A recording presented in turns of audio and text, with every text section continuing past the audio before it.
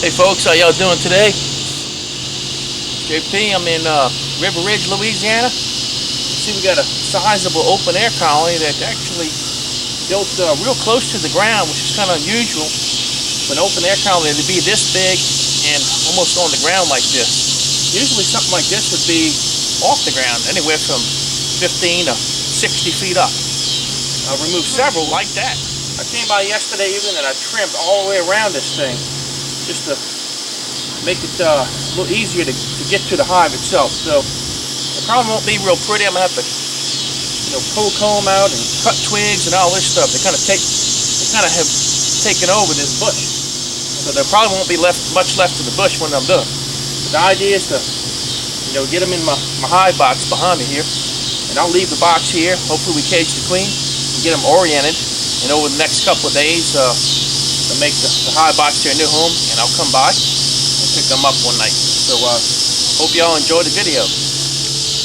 Give y'all a little close up what this thing actually looks like. It's if I had to guess, it's about the size of 2.5 basketballs. So I think genetically speaking, they're pretty gentle stock. So all right,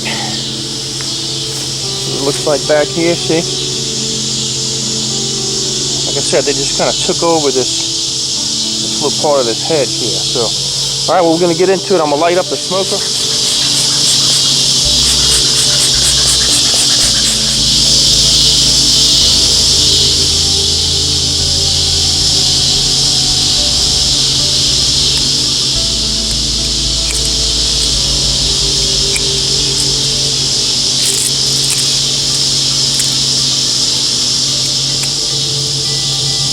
Any honey, I'm going to put right near the hive so they can rob it out, okay, over the next day or two.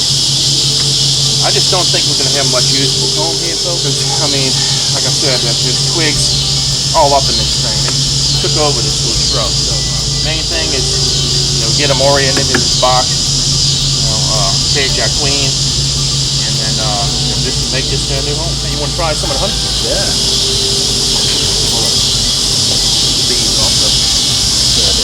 You can chew this like candy, like gum. Yeah.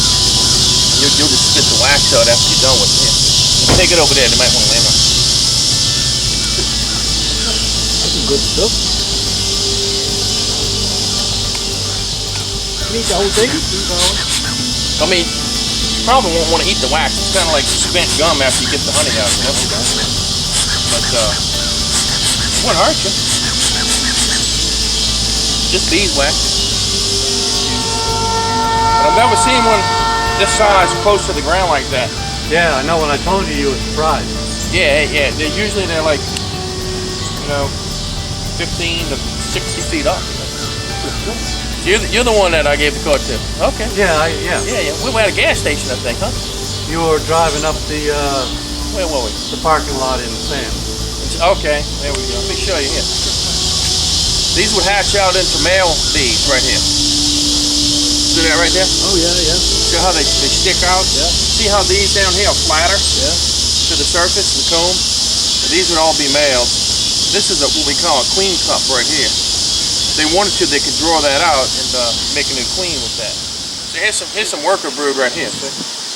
That's flatter to the surface.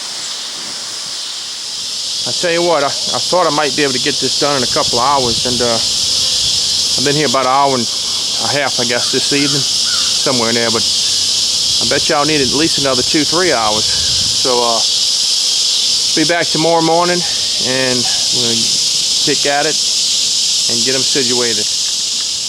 Okay, back at it today, folks. Yesterday I spent about an hour picking at it, removed some of the outer comb, and now we're going to get into the nitty-gritty. There's a good bit of brood comb here, so hopefully we can take out enough to fit some into our frames and at least save some of the comb that they've built, So we're going to get into it now. Part 2.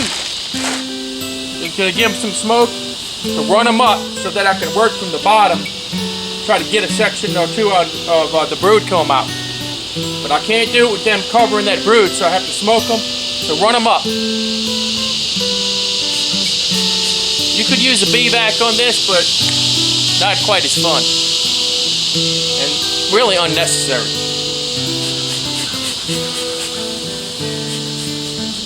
Alright, definitely use this, folks.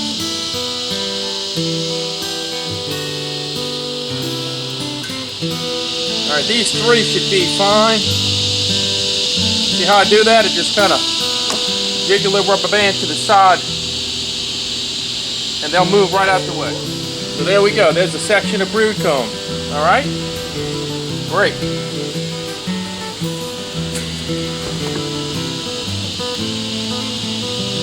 Go ahead and put that in there.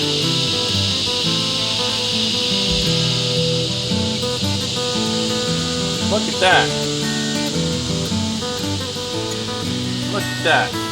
Nice, huh?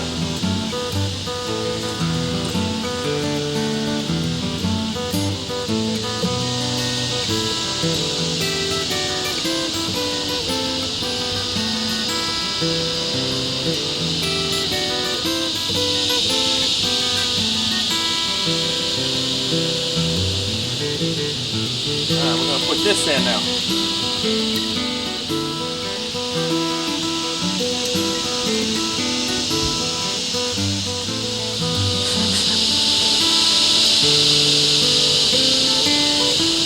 Four frames of brood so far, folks.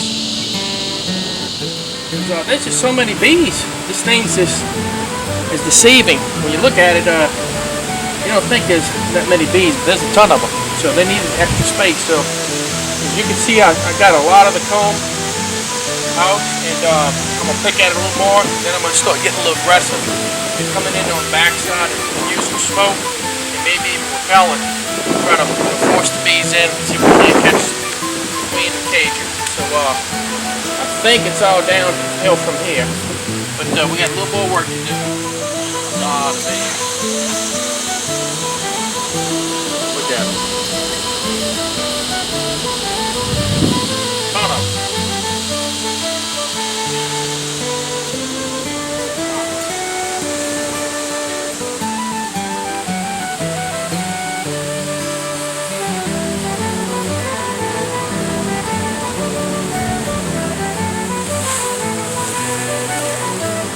There she is.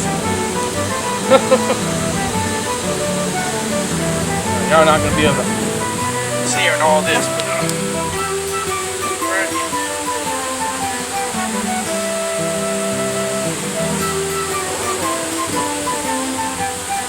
All right. Right in there. What I'm going to do is I want to go ahead and put her on the frame down below where the brood is. We want them covering brood and see, good size queen. Fantastic. All right, there you got it.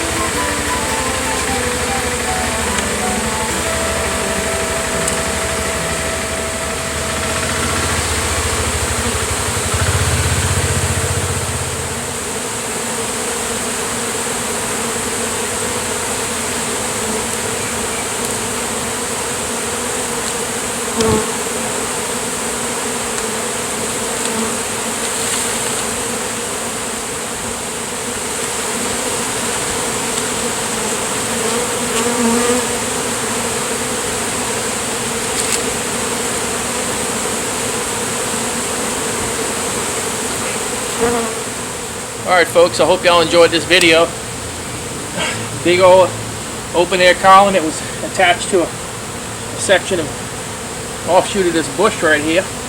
And I tell you what, it was deceivingly large. As you can see, I got them in a deep and a medium, the queens in the bottom deep, and she's caged. There's 4 frames of brood, which I'm gonna tell you, it doesn't seem like a lot, but on these open air colonies, they have no choice but to attach comb to twigs and also other comb sections. So usually you don't get much usable comb to transfer. So I'm happy with 4 frames, and they're oriented now. There's a bunch of honeycomb pieces over here. I'm gonna let them rob it out over the next couple of days. I'm gonna leave the setup right here. That way, when I come back in a couple of days, they will have oriented to the box. I can put it on my truck and bring them to the bee yard. So I hope y'all enjoyed this video. Another one from JP the Bee Man. I'm having a great day, and I hope you are too.